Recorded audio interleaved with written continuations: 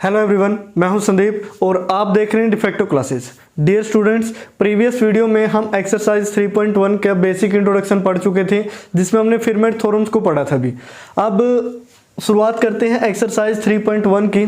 तो dear students, video को शुरू करने से पहले अगर आपको वीडियो पसंद आती है तो उसको लाइक किया करें, नीचे एक कमेंट छोड़ दें जो भी आपके व्यूज़ हैं वीडियो के बारे में, और चैनल को सब्सक्राइब जरूर कर लें ताकि जो नेक्स्ट वीडियोज़ मैं अपलोड करूं उनका नोटिफिकेशन सबसे पहले आपके पास पहुंचे।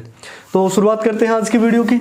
क्वेश्चन नंबर फर्स्ट है, if p is a prime number, p क्या है, कोई भी प्राइम नंबर है, prove that for every integer a, हर एक इंटीजर a के लिए a to the power p is congruent to a modulo p होगा, and hence reduce Fermat theorems. और उसके बाद इसको किस में रिड्यूस कर देना है, फर्मेट थ्योरम के अंदर भी। क्लियर? तो इसका फर्स्ट पार्ट पहले सोल्व करते हैं। फर्स्ट पार्ट के अंदर लिखोगे here p is a prime number. ठीक है, अब अगर p अगर कोई प्राइम नंबर हो तो एक थ्योरम हमने पढ़ी थी इंट्रोडक्शन में, एज वी नो कि a1 की पावर ऐसे a1 a2 a3 so on an, और सभी की पावर p हो तो वो इक्वल होता है a1 to the power p, a2 to the power p, so on ज़्यादा नहीं लिखेंगे, an to the power p plus mp के। ठीक है ना, जहां पे where mp is a multiple of p। ये फर्स्ट थ्योरम पढ़ी थी भी इंट्रोडक्शन में, अगर आपको याद हो तो। क्लियर? अब इसी का यूज करेंगे भी, हमें ये प्रूव करना है। तो यहां से लिख देते हैं for a1 is equal to a2 is equal to a3 so on is equal to an is equal to 1 के लिए। अगर ये सारे के सारे इंटीजर, ये जो a1 से लेके an तक कई इंटीजर होते हैं, हम थ्योरम्स में पढ़ चुके हैं, अगर सभी के सभी इंटीजर की वैल्यू क्या हो जाए 1, तो यहां से जो ये रिजल्ट है वो क्या बन जाएगा अभी 1 प्लस 1 प्लस 1 सो ऑन, इस तरीके से चलता रहेगा। और कंप्लीट की पावर क्या हो जाएगी p इज इक्वल टू 1 की पावर p प्लस 1 की पावर p प्लस 1 की power p, so on add होता रहेगा, ये 1 की पावर p प्लस mp हो जाएगा। ठीक है ना, इस तरीके से। अब 1 को n टाइम्स ऐड किया है, दिस मीन्स ये क्या बना n और to the power p is equal to ये 1 1 1 ओनली n टाइम्स ऐड किया, 1 की पावर p भी क्या होगा 1, तो क्या आएगा n प्लस mp। mp का मीनिंग क्या है, मल्टीपल ऑफ p। n को इस साइड माइनस करोगे, n to the power p minus n is equal to क्या आएगा mp। तो यहां से इसका मीनिंग क्या हुआ, दिस मीन्स ये जो n to the power p minus n है is the multiple of p। ये क्या होगा, मल्टीपल ऑफ p। तो this implies p divides n to the power p minus n को, यानी कि p is the divisor of n to the power p minus n, इसका meaning हुआ। और इसको अगर हम कंग्रुएंस की फॉर्म में लिखना चाहे तो कैसे लिख सकते हैं, n to the power p is congruent to n modulo p के। तो ये भी सही होगा भी, क्योंकि n to the power p minus n करोगे तो p से डिवाइड हो जाएगा। तो अब हम लिखते हैं इन पर्टिकुलर केस। अब पर्टिकुलर केस क्या है, put n is equal to a। तो n को हमने अगर a भी पुट कर दिया, क्योंकि n क्या है, कोई भी नेचुरल नंबर या इंटीजर, इस तरीके से a1 a2 कुछ भी हो सकता है। तो आप देखिए n की पावर p, तो यहाँ n की जगह a पुट करोगे तो a to the power p is congruent to a और मॉड्यूलो p के अंदर होगा। ठीक है ना, यही हमने प्रूव करना था। उसके बाद बोल रहा है कि इसको फर्मेट थ्योरम के अंदर रिड्यूस करो। दिस मीन्स अगर दोनों साइड से हम a को कैंसिल कर दें, a को कैंसिल करोगे तो एक पावर कम हो जाएगी, a to the power p minus 1 is congruent to, यहाँ क्या बनेगा भाई a बाई a1 और ये मॉड्यूलो p, और यही हमारी क्या है फर्मेट थ्योरम है। ठीक है, तो इस तरीके से आप फर्स्ट पार्ट को सोल्व करोगे, काफी इजी सा है। उसके बाद अब आते हैं सेकंड पार्ट पे। सेकंड भी बिल्कुल सिंपल है। If p is a prime then so that x plus y plus z की power p so on this is equal to modulo क्या होगा p होगा। उसके बाद अब यहां तक का जो स्टेप है वो आप सेम लिखेंगे भी, ये वाला स्टेप है जो सेकंड पार्ट में भी। p आपको प्राइम नंबर गिवन है, इसको आप जानते ही, ठीक है। तो अकॉर्डिंग टू दिस थ्योरम मैं ये क्या लिख सकता हूँ सेकंड पार्ट के अंदर कि अगर मैं x plus y plus z plus ये पता नहीं कितने नंबर है w की पावर p लिखूं तो वो किसके इक्वल होगा अभी x to the power p plus y to the power p plus z to the power p so on w to the power p plus mp हो जाएगा। भी ऐसा लिख सकते हैं, mp का मीनिंग क्या है, मल्टीपल ऑफ p है। अब ये जो लिखा है यहाँ पे इसको ऐसे मैं लिख लेता हूँ, इसको लेफ्ट साइड ले आते हैं तो इसको मैं लिखूंगा x plus y plus z plus so on w complete की पावर p माइनस करोगे तो माइनस किया तो x to the power p plus y to the power p, ज़्यादा नहीं लिखेंगे, साथ में w to the power p। ये क्या आया, is equal to multiple of p आया। अगर ये पूरा नंबर जो भी ये बनेगा मल्टीपल ऑफ p है, this implies p is the divisor of x plus y plus z plus so on w to the power p, और माइनस में x to the power p plus y to the power p plus z to the power p so on w to the power p। इसका meaning क्या हो गया कि p इसको divide करेगा, अगर p इसको डिवाइड करेगा तो इसको कंग्रुएंस फॉर्म में मैं क्या लिख सकता हूँ, यानी कि x plus y plus z plus so on w to the power p is congruent to this, यानी कि x to the power p plus y to the power p z to the power p so on w to the power p और modulo p के होगा। ऐसा हम लिख सकते हैं, चेक कर लीजिए एक बार, क्योंकि इसमें से इसको माइनस करोगे तो वो क्या होगा, p से डिवाइड होगा, यही हमने प्रूव कर दिया। तो ये था भी आपका second part.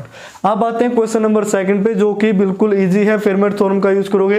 Prove that n to the power 11 minus n is divisible by 11 for any integer n। तो यहां से देखिए, as we know a to the power p, a to the power p is congruent to a modulo p if p is a prime number, कि अगर p prime number है तो ये result true होता है। कैसे ट्रू हुआ, according to फेरमैट theorem. अब फेरमैट की थ्योरम क्या थी, यही तो थी भी जो अभी मैंने लिखी है, फेरमैट थ्योरम। क्लियर, इस तरीके से जो अभी हमने ये ड्राइव किया, a की power p is congruent to a modulo p, उसके बाद बस a से कैंसिल आउट किया, इसमें कैंसिल आउट नहीं किया अभी। अब फेरमैट थ्योरम क्या कहती है कि p अगर कोई प्राइम नंबर है तो a to the power p is congruent to a modulo p के होगा। अब a की जगह n लिखे या a लिखे, इससे कोई इफेक्ट नहीं पड़ेगा, वो नेचुरल नंबर या इंटीजर होता है इस तरीके से, क्योंकि a1 a2 a3 ये सारे क्या थे, इंटीजर थे। तो इसके लिए देखिए, अब यहां से put n is equal to, यानी कि a को हमने क्या पुट करना है, n and p is equal to 11, और ये क्या है, एक प्राइम नंबर है भी। अगर इसको हम इस तरीके से प्रूव करें तो ये क्या बनेगा, n to the power p is congruent to n modulo. अब p की जगह आपने क्या रखना था अभी, 11, और मोडुलो क्या बनेगा, ये 11। तो ये ट्रू होगा अकॉर्डिंग टू फेरमैट थ्योरम, ठीक है ना। अगर ये ट्रू है, दिस मीन्स ये क्या हुआ, this implies n to the power 11 minus n is divisible by 11। ऐसे क्वेश्चन पहले भी आ चुके हैं डिविजिबल वाले। आप इसको प्रिंसिपल ऑफ मैथमेटिकल इंडक्शन से भी कर सकते हैं, आप इसको फेरमैट थ्योरम से भी कर सकते हैं, भी दोनों ही सही है।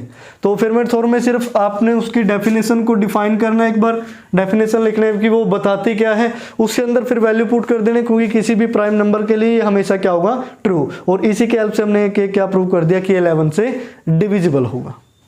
उसके बाद नेक्स्ट क्वेश्चन देखिए, जो क्वेश्चन नंबर थर्ड है, so that n to the power 5 minus n is divisible by 30, यानी कि ये जो नंबर है वो डिविजिबल होगा 30 से। क्लियर, तो हम इसके लिए देख लेते हैं भी। तो यहां देखिए, ये जो 5 है, 5 क्या है, एक प्राइम नंबर है। Here 5 is a prime number. अब ये तो सभी को पता है कि 5 क्या होता है, प्राइम नंबर होता है। क्लियर, उसके बाद अकॉर्डिंग टू फीरमैट थ्योरम। अब फीरमैट थ्योरम क्या कहती है उसका रिजल्ट हम लिख लेते हैं, उसी की हेल्प से क्वेश्चन सोल्व होंगे। अब फीरमैट थ्योरम के अकॉर्डिंग मैं ये लिख सकता हूं कि n to the power 5 is congruent to n modulo 5 लिखा जा सकता है भी, क्योंकि p की वैल्यू क्या है 5 है, p और क्या है प्राइम नंबर है, क्योंकि p हमने 5 लिया तो फीरमैट थ्योरम का रिजल्ट हम ऐसे लिख सकते हैं कि n to the power 5 is congruent to n modulo 5। तो इसको इस साइड माइनस करोगे, this means n to the power 5 minus n is divisible by 5, is divisible by 5। इसको हम फर्स्ट मान लेते हैं, फर्स्ट रिजल्ट है कि n to the power 5 minus n ये डिविजिबल होगा 5 से। उसके बाद अब ये जो n to the power 5 minus n है, अगर मैं इसमें से n कॉमन ले लेता हूं तो ये बनेगा n to the power 4 minus 1, ठीक है। और इसको मैं ये लिख सकता हूं n इंटू में n का n स्केयर का स्केयर, ठीक है ना, n स्केयर का स्केयर और माइनस 1 का स्केयर, ऐसे लिखा जा सकता है। अब देखो a square minus b square को मैं क्या लिख सकता हूँ n स्केयर माइनस 1 और n स्केयर प्लस 1, ठीक है। उसके बाद अब इसको n स्केयर माइनस 1 को a square minus b square यानी कि a माइनस बी और बीच में लिख लेते हैं n और फिर लिख लेते हैं a प्लस बी और n स्केयर प्लस क्या हुआ 1। इसके हमने फैक्टर कर दिए n की पावर 5 माइनस n के, तो ये फैक्टर ये बने। अब इन फैक्टर्स में से पहले 3 फैक्टर पे फोकस करो। यहां मैं लिखूंगा here n minus 1 into n plus 1 is the product of 3 consecutive integers, यानी कि 3 कंजक्टिव इंटीजर्स का ये क्या है प्रोडक्ट है। Then it is divisible by 3 factorial, यानी कि 3 फैक्टोरियल की वैल्यू क्या होती है 6। इसका मीनिंग क्या हुआ कि ये डिविजिबल है 6 से। This implies 6 is the divisor of n minus 1 n plus 1 और n स्केयर प्लस 1, ये हम कह सकते हैं भी, क्योंकि जब इनके प्रोडक्ट को 6 डिवाइड कर पा रहा मल्टीप्लाई में तो जो मर्जी लिखा हो। तो this implies 6 is the divisor of n to the power 5 और माइनस n, क्योंकि इसी की वैल्यू तो ये थी, तो इसको हम सेकंड रिजल्ट मान लेते हैं भी। अब फर्स्ट रिजल्ट क्या कहता है कि n to the power 5 minus n ये 5 से डिविजिबल है, दूसरा रिजल्ट कहता है 6 से डिविजिबल है और जो 5 और 6 का जीसीडी है तो वो क्या होगा 1 होगा भी। 5 और 6 का जब जीसीडी निकालोगे तो क्या आएगा 1। This implies we can say that कि n to the power 5 minus n is divisible by 5 into 6 यानी कि 30। अब ये मैंने कैसे लिखा वो आपको पता होना चाहिए भी। अगर 2 नंबर का जीसीडी क्या आता हो 1 आता हो, डिविजिबिलिटी की थ्योरम थी, और कोई तीसरे नंबर मान लिया z को a भी डिवाइड कर रहा हूं और z को b भी डिवाइड कर रहा हूं, ठीक है ना, z को a भी डिवाइड कर रहा हूं z को b भी डिवाइड कर रहा हूं। दिस इंप्लाइज z है जो इन दोनों की मल्टीप्लाई से भी डिवाइड होगा, ये थ्योरम ऑफ डिविजिबिलिटी कहती है। जैसे जब हम जूनियर क्लासेस में थे तो हमें पढ़ाया जाता था कि 2 से वो नंबर डिवाइड होंगे जिनके पीछे 0 2 4 6 8 लिखा होगा, 3 से वो नंबर डिवाइड होंगे जिनके डिजिट का सम 3 से डिवाइड हो जाएगा। अब ऐसे ही हमें 4 का 5 का रूल पढ़ाया गया, लेकिन 6 का रूल में हमें क्या बताया गया कि जो नंबर 2 से और 3 से दोनों से डिवाइड हो जाएगा तो वो नंबर 6 से भी डिवाइड हो जाएगा। इसका मीनिंग क्या हुआ कि जो नंबर 2 और 3 से डिवाइड होता है वो 6 से डिवाइड क्यों होता है, क्योंकि 2 और 3 क्या है को प्राइम है। अब ऐसे ही अगर मैं 8 के लिए रूल बना दूं कि भी जो नंबर 4 से भी डिवाइड होता है, जो नंबर 2 से भी डिवाइड होता है वो 8 से पक्का डिवाइड होगा, नहीं हो पाएगा अभी। कैसे नहीं होगा, अब देखो 4 की टेबल में 4 आता है, फिर 8 आता है, फिर 12 आता है कि नहीं, उसके बाद सोन बहुत सारे नंबर आते हैं। यानी कि अगर मैं ये बोल दूं कि एक ऐसा नंबर जो 2 से भी भाग होता है, 4 से भी भाग होता है, ठीक है ना, तो वो 8 से भी पक्का भाग होगा, तो वो गलत हो जाएगा, क्योंकि 12 एक ऐसा नंबर है जो 2 से भी भाग होगा, 4 से भी भाग होगा, लेकिन 8 से भाग नहीं होगा। लेकिन इस केस में गलत कैसे हुआ, क्योंकि 2 और 4 को प्राइम नहीं थे। यहां तो ये 5 और 6 क्या है, को प्राइम, लेकिन इन नंबर का को प्राइम होना जरूरी है, तभी हम ये रिजल्ट लिख सकते हैं कि इनकी मल्टीप्लाई से डिवाइड होगा। लास्ट में ये रिजल्ट और लिख देना, भाई इस थ्योरम की हेल्प से हमने इसको सोल्व किया है। क्लियर? तो ये हुआ आपका क्वेश्चन नंबर 3। अब प्रीवियस चैप्टर्स को थोड़ा अच्छी तरीके से पढ़ के रखा करो, डिविजिबिलिटी की थ्योरम है या कंग्रुएंस वगैरह की है, क्योंकि नेक्स्ट चैप्टर में उनका यूज होता रहता है। उसके बाद 4th पे आते हैं। So that a to the power 12 minus 1 is divisible by 7। Clear? आप यहां से देखिए, since 7 is a prime number. अब सभी को पता है, ये तो कोई खास चीज नहीं है कि 7 प्राइम नंबर है, ठीक है ना, तो इसको अलग कर लेते हैं थोड़ा। अब अगर 7 प्राइम नंबर है तो हम क्या लिखेंगे, देन बाय फेरमैट्स थ्योरम।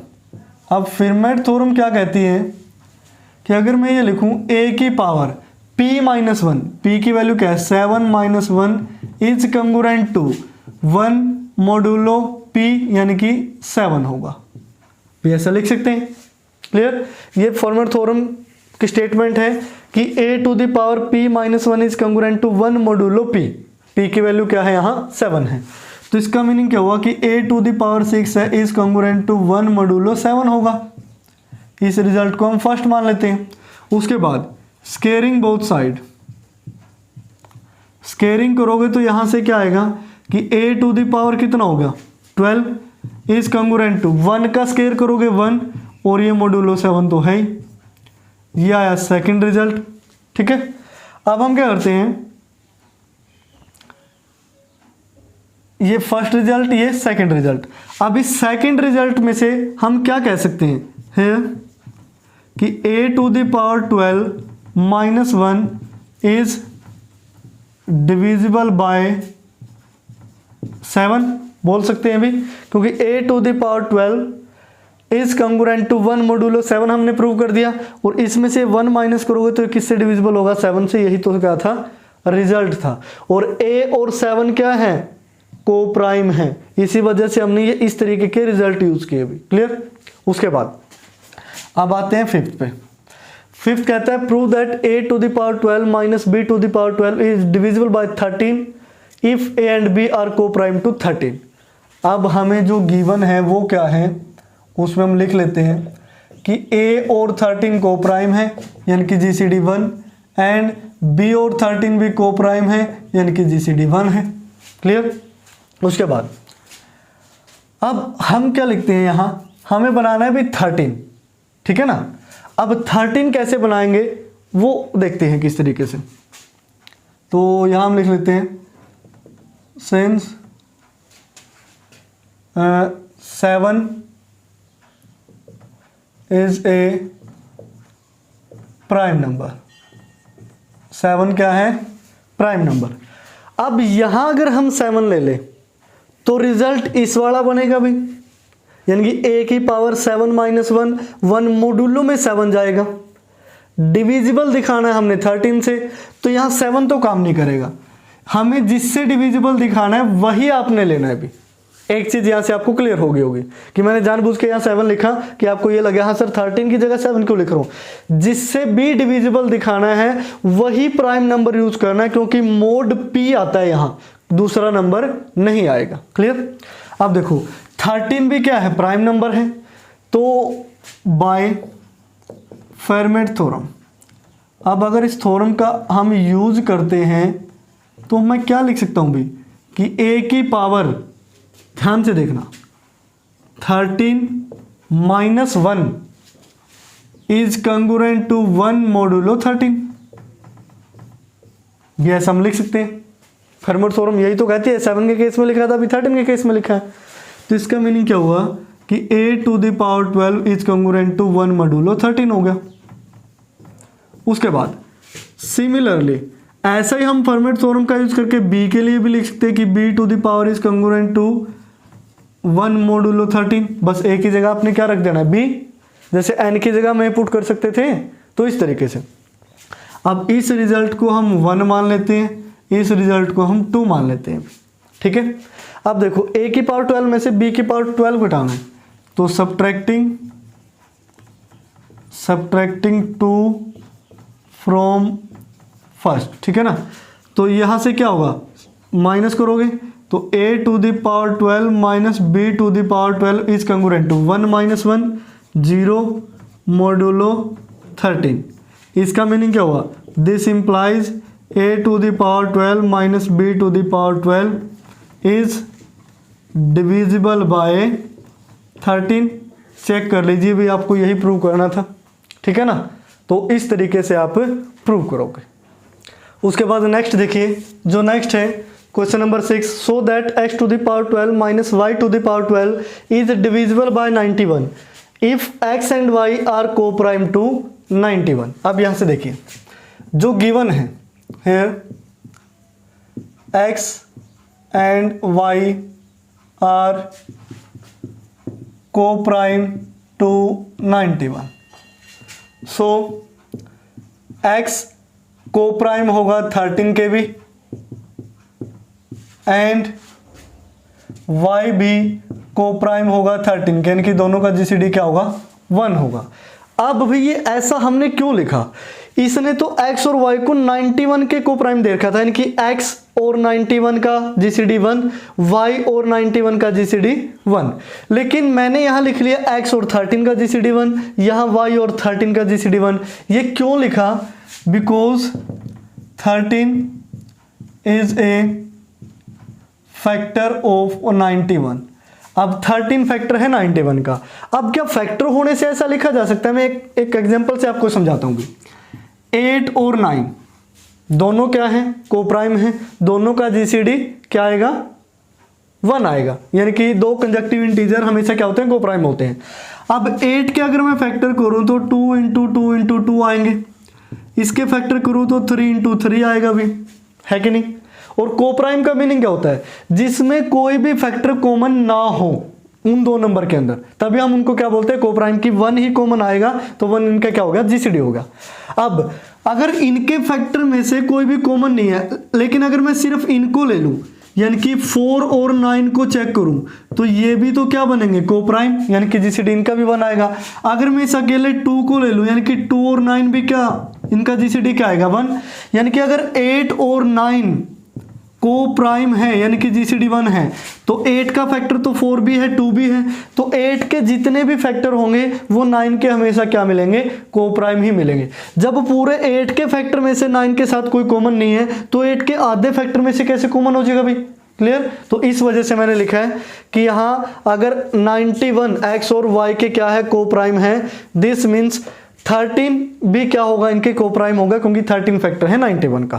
तो उम्मीद करता हूं ये चीजें आपको समझ में आ गई होगी। अब उसके बाद यहां पे जो 13 है, since 13 is a prime number, 13 क्या है, प्राइम नंबर है भी, सभी को पता है। देन बाय फेरमेट थ्योरम्स, अब फेरमेट थ्योरम का अगर हम यूज करेंगे तो वो क्या कहती है, a to the power p, यानी कि अब तो यहाँ x है तो हम x लेंगे कि x to the power p minus 1, यानी कि 13 minus 1 is congruent to 1 modulo p, यानी कि 13 के होगा। अब आपको लग रहा है कि डिविजिबल तो 91 से दिखाना है, लेकिन 13 लेने से तो यहाँ 13 से डिविजिबल होगा, उसको भी बताएंगे, ठीक है। तो इसका मीनिंग क्या हुआ कि x to the power 12 is congruent to 1 modulo 13 हुआ भी, ठीक है। अब सिमिलरली हम यही केस किसके लिए लिख सकते हैं भी, y के लिए भी, कि y की power 12 is congruent to 1 modulo 13 होगा, क्लियर। इसको कंग्रुएंस 1 मान लेते हैं, इसको कंग्रुएंस 2 मान लेते हैं। तो हम क्या करते हैं, इनको सब्ट्रैक्ट कर देते हैं माइनस, ठीक है ना, कि फर्स्ट में से सेकंड को। तो यहाँ से माइनस करोगे तो x to the power 12 minus y to the power 12 is congruent to 1 minus 1 करोगे तो 0 और मोडुलो 13 होगा, क्लियर। तो इसका मीनिंग क्या हुआ, here x to the power 12 minus y to the power 12 is divisible by 13, इसको हम स्टार स्टेटमेंट नाम देते हैं अभी, ठीक है ना, अच्छे वाले स्टेटमेंट है, स्टार स्टेटमेंट नाम दिया। क्लियर? तो यहां तक आपको समझ में आ गया। अब उसके बाद देखिए, again x and y are coprime to 91। Then अब आपको लग रहा है सर ये तो लाइन पहले भी लिखी थी, दोबारा फिर लिख दी। तो x and y are coprime to 7 भी होंगे। Reason because 7 is a factor of 91। वही सेम वहां 13 फैक्टर था, अब यहां क्या लिया, 7 फैक्टर लिया। उसके बाद बाय फेरमेट थ्योरम। अब फेरमेट थ्योरम क्या कहती है, फेरमेट थ्योरम के अकॉर्डिंग हम क्या लिख सकते हैं कि a की पावर 7 अब a की जगह हम x लेंगे क्योंकि स्टेटमेंट में x है। x की power 7 - 1 is congruent to 1 modulo, यहाँ अब क्या आएगा, 7 आएगा। 7 - 1 यानी कि x to the power 6 is congruent to 1 modulo 7। अब यहाँ से हम स्केयरिंग कर देते हैं, तो x to the power 12 is congruent to 1 modulo 7। अब जैसे ही हमने ये रिजल्ट x के लिए किया तो हम y के लिए भी कर सकते थे। y की पावर 7 - 1 6 हो गया, फिर क्या हो जाता है 12। तो मैं लिख देता हूँ similarly y to the power 12 is congruent to 1 modulo 7। इस कंग्रुएंस को थर्ड मान लेते हैं, इसको फोर्थ मान लेते हैं, ठीक है। अब same as it is third में से हम फोर्थ को क्या करेंगे, यहाँ माइनस कर देंगे।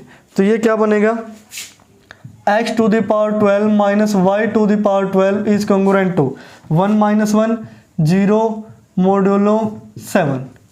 This implies x to the power 12 minus y to the power 12 is divisible by 7। इसको हम इक्वेशन हैज मान लेते हैं अभी, ठीक है ना, क्या मान लिया, इक्वेशन हैज। अब बाय स्टार एंड हैज। अब स्टार कहती है कि ये डिविजिबल है 13 से, हैज कहता है कि ये डिविजिबल है 7 से। दिस इंप्लाइज जो x to the power 12 minus y to the power 12 is divisible by 13 into 7 यानी कि 91 से होगा।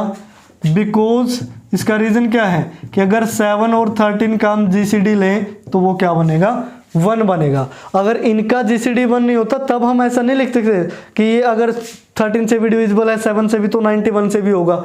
अगर इनका GCD 1 है तभी हमने ये लिखा, ये हमेशा ध्यान रखना भी। क्लियर? तो इस तरीके से आप क्वेश्चन नंबर 6 को प्रूव करेंगे। उसके बाद अब आते हैं 7th पे। Find the least non negative remainder if 3 to the power 91 is divided by 23। तो यहां से भी इसको अलग रखना इस तरीके से, since 23 is a prime number, ठीक है, 23 क्या है, प्राइम नंबर है। एंड ये जो 3 और 23 है ये क्या है, को प्राइम, यानी कि इनका GCD क्या आएगा, 1 आएगा अभी। तो बाय फेरमेट थ्योरम, हम फेरमेट थ्योरम की स्टेटमेंट के अकॉर्डिंग क्या लिख सकते हैं अभी कि 3 की power 23 minus 1 is congruent to 1 modulo 23 आ सकता है, क्योंकि देखो P प्राइम नंबर था 23 और A और इसका GCD क्या था, 1 आया था। तो A की power P minus 1 is congruent to 1 modulo P लिख लिया हमने, ठीक है। उसके बाद यह है 3 to the power 22 is congruent to 1 modulo 23। अब हम क्या करते हैं, रेजिंग पावर 4, तो पावर 4 रेज कर देते हैं। तो ये क्या बनेगा, अगर यहाँ पावर 4 लगाएंगे मल्टीप्लाई में तो 3 की पावर 88 और इज कंग्रुएंट टू 1 की पावर जो मर्जी कर लो, ये तो क्या रहेगा 1 मोडुलो 23, ठीक है ना। इस तरीके से जो मर्जी हम करें। उसके बाद हम जानते हैं कि 3 का क्यूब होता है 27, भाई सभी को पता है। और 27 को मैं लिख सकता हूँ is congruent to 4 modulo 23। Check कर लेना भाई कि 27 में से क्या माइनस करें कि वो 23 से डिविजिबल हो जाए, तो ऐसा नंबर तो 4 ही है, यानी कि ये स्टेटमेंट भी क्या है, राइट है। तो ये फर्स्ट कॉन्ग्रुएंस, ये सेकंड कॉन्ग्रुएंस। तो अब हम क्या करते हैं, दोनों की मल्टीप्लाई कर देते हैं, मल्टीप्लाइंग फर्स्ट एंड सेकंड। तो फर्स्ट और सेकंड की मल्टीप्लाई करोगे 3 की पावर 88 इंटू में क्या आएगा 3 की power 3 is congruent to 4 into 1 4, और ये क्या है मॉड्यूलो 23। ये कितना बना अभी, बेस से में पावर ऐड होगी 3 to the power 91 is congruent to 4 modulo 23। अब इसका मीनिंग क्या हुआ, ये बोल रहा है कि 3 की पावर 91 में से अगर आप 4 माइनस करोगे तब जाके वो डिविजिबल होगा 23 से, यानी कि अगर इसको सीधा ही 23 से डिवाइड कर दिया तो 4 रिमाइंडर बचेगा। तो हम क्या लिख सकते हैं, हेंस लिस्ट पॉजिटिव रिमाइंडर क्या होगा, 4 होगा। भी यही हमने प्रूव करना था, पॉजिटिव या फिर नॉन नेगेटिव जो भी आपने लिखना है, या नॉन नेगेटिव लिखा है तो least non negative remainder is equal to 4 होगा। तो इस तरीके से आप क्वेश्चन नंबर 7 को कंप्लीट करेंगे। उसके बाद जो नेक्स्ट क्वेश्चन नंबर 8 है डियर स्टूडेंट्स, वो same as it is question number 6 है भी, ठीक है ना। क्वेश्चन नंबर 6 में क्या था, उसको 91 से डिविजिबल दिखाना था। अब क्वेश्चन नंबर 8 में क्या 133 से डिविजिबल दिखाना था। 91 के दो फैक्टर किए थे 13 और 7, और 133 के दो फैक्टर बनेंगे 19 और 7। सारा कुछ एज इट इज चलेगा, कुछ भी चेंज नहीं है। उसके बाद अब जो नेक्स्ट है question number 9, question number 10, question number 11 और क्वेश्चन नंबर 12, ठीक है ना। ये चारों क्वेश्चन एक जैसे हैं, और इनमें से एक तो ऐसा है जिसको आपने क्लास 10th के अंदर सोल्व किया था, यानी कि क्वेश्चन नंबर 9। अगर आपको विश्वास नहीं होता तो क्लास 10th की जो 1.1 एक्सरसाइज है उसमें इसको ढूंढिए, भी वो 3rd या 4th ऐसा कुछ क्वेश्चन ये मिल जाएगा आपको। ये 1.1 का ही क्वेश्चन है, यानी कि 10th के मैथ की पहली ही एक्सरसाइज का क्वेश्चन है। अगर आपके पास 10th की बुक नहीं है तो एनसीईआरटी के एप्लीकेशन पे जाके बुक डाउनलोड करके वहां से आप देख भी सकते हैं, आपको तसल्ली भी हो जाएगी। आप देखो 10th लेवल के क्वेश्चन आपके कई बार बुक में आ जाते हैं, लेकिन इसको हम 10th वाले मेथड से नहीं, वहां कुछ और मेथड से सोल्व किया था। यहाँ हम थोड़े आप हो चुके हैं ना, तो ग्रेजुएशन लेवल से करेंगे इसको। ये बोल रहा है कि सो that the square of every number, चाहे वो कोई भी नंबर हो, उसका square is of the form 3m और 3m+1, यानी कि इनकी शकल की फॉर्म में लिखा जा सकता है किसी भी नंबर का स्क्वायर। m क्या हो, कोई भी पॉजिटिव इंटीजर हो सकता है भी। तो हम सबसे पहले तो वो नंबर ही मान लेते हैं, let a be any number, ठीक है। अब हमने क्या मान लिया, a क्या है, कोई भी नंबर है। Since 3 is a prime number. अब 3 क्या है, प्राइम नंबर है। अब देखो हमारे पास दो केस बनेंगे भी। फर्स्ट केस क्या कहता है कि हो सकता है कि 1 और 3 का जीसीडी 1 आया हो, ठीक है। भी केस 1 क्या कहता है कि ये जो नंबर हमने लिया है ना, हमें भी नहीं पता ये क्या लिया है, ए कोई भी नंबर हो सकता है। हो सकता है कि ए और 3 का जीसीडी आप निकालो तो क्या है, 1 आए। या फिर केस नंबर 2 हो सकता है भी। अब केस नंबर 2 क्या कहते हैं कि ए और 3 का जीसीडी 1 ना आए। भाई दो ही बात हो सकती है, या तो जीसीडी 1 आएगा या जीसीडी 1 नहीं आएगा। क्लियर। क्या कोई ऐसा हो सकता है भी ए किसी नंबर का 3 के साथ हम जीसीडी चेक करें, ना तो वो 1 आ रहा है ना वो 1 के अलावा कोई नंबर आ रहा है, ऐसा तो पॉसिबल नहीं है।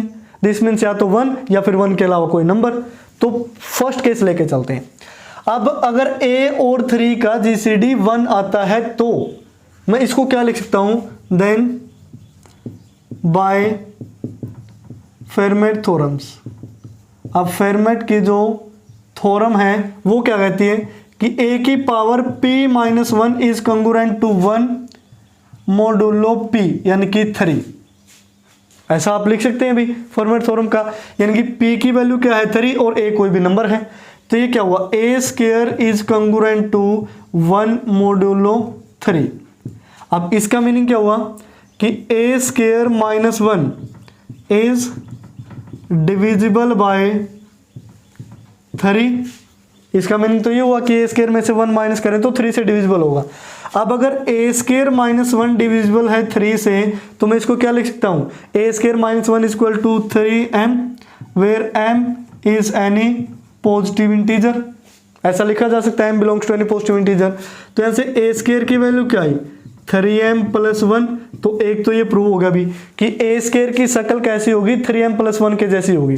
दूसरा केस लेते हैं। अब अगर a और 3 का जीसीडी 1 नहीं है तो a और 3 का जीसीडी क्या होगा देन। अब इसमें ये जो 3 नंबर है ये प्राइम नंबर है, इसका मीनिंग ये है भी 3 या तो 1 से डिवाइड होगा या फिर वो खुद से डिवाइड होगा। और जीसीडी का मीनिंग क्या होता है, ये ऐसा नंबर है जो 3 को डिवाइड करता है और a को भी डिवाइड करता है। अब 1 को तो यानी कि 1 3 को तो डिवाइड कर रहा है लेकिन a को डिवाइड नहीं कर रहा, इसका मीनिंग ये होगा ये जीसीडी नहीं है। अब देखो डिवाइड तो a और 3 दोनों को करेगा कि इससे बड़ा नंबर भी कुछ एग्जिस्ट करता है, ग्रेटेस्ट कॉमन डिवीजर भी a से बड़ा भी कोई ऐसा नंबर है जो 3 और a को भी डिवाइड करेगा। कहीं ये समझो कि a3 का जीसीडी 1 नहीं हो सकता तो और क्या होगा, बड़ा नंबर 1 तो देखो डिवाइड करेगा इनको, कि 1 से बड़ा भी कोई ऐसा नंबर है जो a को भी डिवाइड करता है 3 सबको भी डिवाइड करता है, और 1 से बड़ा सिर्फ एक ही ऐसा नंबर है 3 जो 3 को डिवाइड करेगा और कोई नंबर है ही नहीं। इसका मीनिंग क्या हुआ कि जो a और 3 का जीसीडी है वो बनेगा 3, ये होगा है कि नहीं। This implies a is divided bye 3, या फिर ये आप लिख सकते हो कि a इज डिविजिबल बाय 3, या फिर इसको ऐसे लिख सकते हो 3 is the divisor of a। This implies अगर 3 a को डिवाइड करता है तो वो a स्क्वायर को भी डिवाइड करेगा। ये भी 10th के अंदर थ्योरम थी कि अगर कोई नंबर स्क्वायर को डिवाइड करता है तो उसके नंबर को भी पक्का डिवाइड करेगा, यानी कि a को, अगर a स्क्वायर को डिवाइड करता है तो a को भी डिवाइड करेगा, अगर a को डिवाइड करता है तो a स्क्वायर को भी। चेक कर लेना भी, कोई भी ऐसा नंबर लेके देखो कि जो गिवन नंबर को डिवाइड करता हो तो उसके स्क्वायर को तो पक्का डिवाइड करेगा, कन्फर्म है ये तो, ठीक है। अब अगर 3 डिवाइड करता है a स्क्वायर को तो मैं ऐसे लिख सकता हूँ कि a square by 3 equal to some integer m आया, और m किससे बिलोंग करता है, पॉजिटिव इंटीजर से। तो a स्क्वायर की वैल्यू क्या आई 3m, इनकी जो a स्क्वायर है इस नंबर का स्क्वायर है वो 3m की शक्ल का होगा। यही तो हमें प्रूव करना था कि जो स्क्वायर ऑफ एवरी नंबर है वो 2 शक्ल का हो सकता है, या तो 3m या फिर 3m प्लस 1। तो ये हमने प्रूव कर दिया, सिंपल। अब आते हैं 10th पे। 10th कहता है so that the fourth power of an integer is the form of 5k plus 1 where k is any positive integer. यहाँ स्क्वायर था वहाँ फोर्थ पावर है, तो same as it is let a be any number. A क्या है, कोई भी number है, since 5 is a prime number, 5 prime number है तो सेम वही 2 केस बनेंगे। केस फर्स्ट क्या कहता है भी या तो a और 5 का जीसीडी 1 होगा। अब केस नंबर 2 क्या कहते हैं कि या फिर a और 5 का जीसीडी 1 नहीं होगा। अब अगर a और 5 का जीसीडी 1 है तो same as it is by Fermat theorem, by Fermat theorem. अब फेरमेट थ्योरम क्या कहती है कि a की पावर 5 माइनस 1 यानी कि p minus 1 is congruent to 1 modulo 5 होगा, ठीक है। तो इसको a की power 4 is congruent to 1 modulo 5। तो इसका मीनिंग क्या हुआ कि 5 is the divisor of a to the power 4 minus 1, ठीक है ना, अभी जैसे हमने किया था। तो अगर इसको डिवाइड करते हैं तो a to the power 4 minus 1 को तो 5 इंटू मैं k लिख सकता हूँ, k जहाँ कोई भी पॉजिटिव इंटीजर हो सकता है। यहाँ हमने m लिया था, इसने k ले रखा है। तो a टू द पावर 4 की वैल्यू क्या आई 5k और प्लस 1, यानी कि उस साइड प्लस हो गए। तो a टू द पावर 4 यानी कि किसी भी नंबर की पावर 4 की शक्ल कैसे आई 5k प्लस 1। अब दूसरा केस लेते हैं। अब अगर a 5 का जीसीडी 1 नहीं है, भी 1 से बड़ा भी एक कोई ऐसा नंबर है जो a और 5 को डिवाइड कर पाए। अब 1 से बड़ा ऐसा कौन सा नंबर है जो 5 को डिवाइड कर देगा, ना तो वो 2 है, ना वो 3 है, ना वो 4 है। तो वो कौन सा नंबर है, खुद 5 ही है, क्योंकि 5 क्या है, प्राइम नंबर है। तो इसका मीनिंग क्या हुआ, देन a और 5 का जो जीसीडी है वो पक्का 5 होगा। और इसका मीनिंग क्या हुआ, दिस इंप्लाइज 5 डिवाइड करेगा a को, क्योंकि 5 को तो वो डिवाइड करता है ही, दिस इंप्लाइज 5 डिवाइड करेगा ए स्केयर को भी, और अगर ए स्केयर को 5 डिवाइड करता है, लेट सपोज हम के मान लेते हैं और के बिलोंग्स टू पॉजिटिव इंटीजर्स, तो ए स्केयर की शक्ल कैसी आई 5k, इनकी ए स्केयर की वैल्यू क्या आई 5k। तो हमें यही प्रूव करना था, ओ सॉरी स्केयर लिख दिया, पावर 4। अब इसको देखो, अब अगर 5 है जो a को डिवाइड करता है, 5 है जो a स्केयर को भी डिवाइड करता है, दिस इंप्लाइज 5 है जो वो डिवाइड करेगा a की पावर 4 को भी। ये वही रूल, तो नंबर को डिवाइड करता है तो उसके स्केयर को, अब ये स्केयर भी तो एक नंबर है, अगर 5 a स्केयर को डिवाइड करता है तो a स्केयर के स्केयर को भी डिवाइड करेगा, तो a की पावर 4, तो हमें a की पावर 4 चाहिए था तो इस तरीके से लिखोगे। अगर स्केयर चाहिए होता फिर इसका कोई काम नहीं था, यहाँ तक हम लिख लेते। क्लियर? तो यानी कि किसी भी नंबर की पावर 4 की शक्ल या तो 5k + 1 जैसी होगी या फिर 5k जैसी होगी। चेक कर लेना भी, 1 की पावर 4 सॉरी 1 2 3 4 जितने भी नंबर है सभी की पावर 4 करके देखना, इन्हीं की शक्ल की आएगी। ठीक है ना? क्योंकि अब देखो अगर 0 की पावर 4 करोगे वो तो 0 हो गया, अब 0 के लिए इसने बोला ही नहीं, k को पॉजिटिव इंटीजर होना चाहिए। 1 की पावर 4 करोगे, 1 की पावर 4, अब k पॉजिटिव इंटीजर है वो 1 के लिए भी नहीं होगा। अब इसने k पॉजिटिव इंटीजर लिया है, ये ध्यान रखना, k की वैल्यू 1 रखो, k की वैल्यू अगर यहाँ 1 रखोगे तो क्या बनेगा 6, और यहाँ 1 रखोगे तो क्या बनेगा 5। अब आप किसी भी नंबर की पावर 4 के लिए इसको चेक कर सकते हैं भी, सभी के लिए क्या हो जाएगा ट्रू हो जाएगा। बस अकॉर्डिंग टू स्टेटमेंट चेक करना है कि स्टेटमेंट के अकॉर्डिंग कौन सा नंबर लेना है, कहीं आप कुछ भी नंबर लेके बैठ जाओ। ठीक है ना? तो जो स्टेटमेंट में बोला है वही आप लोगे। तो इस तरीके से ये हुआ हमारा क्वेश्चन नंबर 10। इसके जैसे ही है क्वेश्चन नंबर 11 और क्वेश्चन नंबर 12। तो डियर स्टूडेंट्स, आज की वीडियो में हमने एक्सरसाइज 3.1 के क्वेश्चन नंबर 1 to 12 सोल्व किए हैं, जिसमें सिर्फ मैंने आपको 3 क्वेश्चन छुड़वाए हैं। क्वेश्चन नंबर 11 और 12 जो 9 और 10 की शक्ल के हैं, और एक क्वेश्चन नंबर कौन सा था वो शायद 8 है, वो क्वेश्चन नंबर 6 की शक्ल का है, यानी कि एक जैसे हैं, शक्ल का मीनिंग ये होता है। ठीक है ना? मिलते जुलते हैं। तो इन तीनों क्वेश्चन को आप खुद से अच्छी तरीके से रिलैक्स माइंड से करेंगे। अगर बिल्कुल भी सोल्व ना हो तब जाके आपने पीडीएफ का सहारा लेना है, वरना पीडीएफ को चेक तक भी नहीं करना भी आपने, क्योंकि अगर आपके क्वेश्चन सोल्व हो गए तो पीडीएफ की क्या जरूरत है भी, हम खुद ही सही हैं। तो इस तरीके से आप नेक्स्ट वीडियो आने तक क्वेश्चन नंबर 12 तक कंप्लीट करेंगे। तो डियर स्टूडेंट्स, आज की वीडियो में फिलहाल इतना ही। देखते रहिए डिफेक्टो क्लासेस।